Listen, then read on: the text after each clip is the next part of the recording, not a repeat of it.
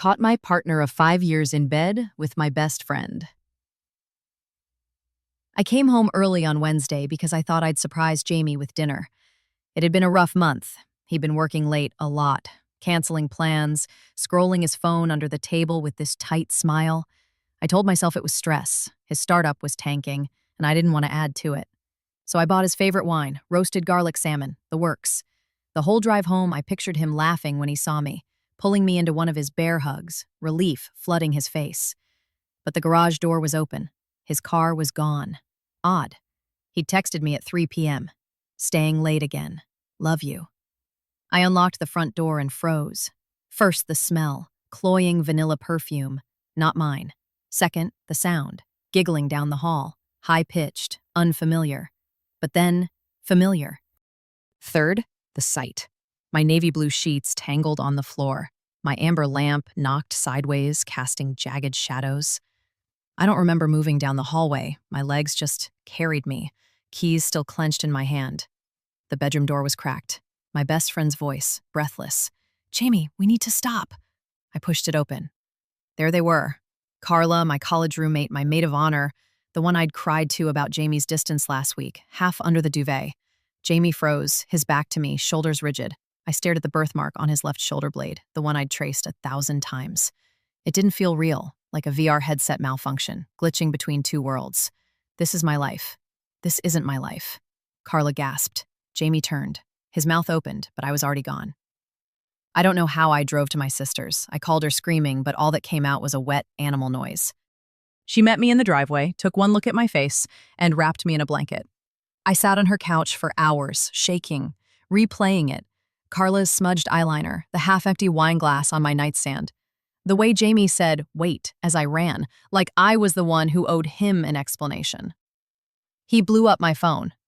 Texts first, "Please let me explain." It meant nothing. Then voicemails, pleading. By midnight, I blocked him. My sister handed me a mug of tea, her voice cracking. "Did you have any idea?" That's the worst part. Looking back, the signs were neon. Carla volunteering to check in on him when I traveled for work. Jamie suddenly buying fancy cologne for meetings. Their inside jokes at brunch last month, how they'd glanced at each other a beat too long. I'd thought, they're finally bonding. Stupid. So stupid.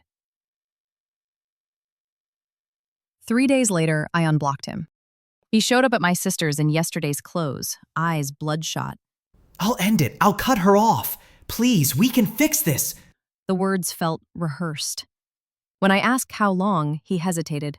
"A few months." Months. They'd met for coffee after my mom's funeral. While I was drowning in grief, he was letting her rub his thigh under the table. I threw his wedding ring at him. It bounced off his chest and he flinched like I'd shot him. "Get out," I said. "Don't ever call me again." But here's the messed up thing. Part of me still wants to. At night, I stare at my phone, itching to text him, to demand why. Maybe I'm not ready to let go of the man I thought he was, the one who proposed under fireworks, who held my hair back when I had food poisoning, who promised me forever in a shaky voice. Was any of it real? Today, Carla sent a letter. My sister hid it, but I found it crumpled in the trash. "I never meant to hurt you." I didn't finish. Burned it in the sink. Watched the edges curl black.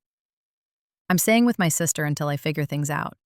My old life, our apartment, our dog, the photos on the fridge, feels like someone else's. Jamie still emails me long apologies.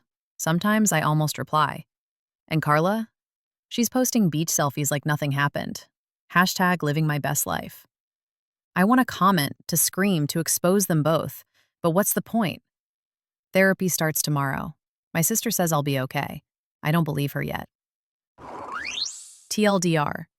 Walked in on my husband and best friend cheating. Now I'm living out of a suitcase and questioning every memory of the past 5 years.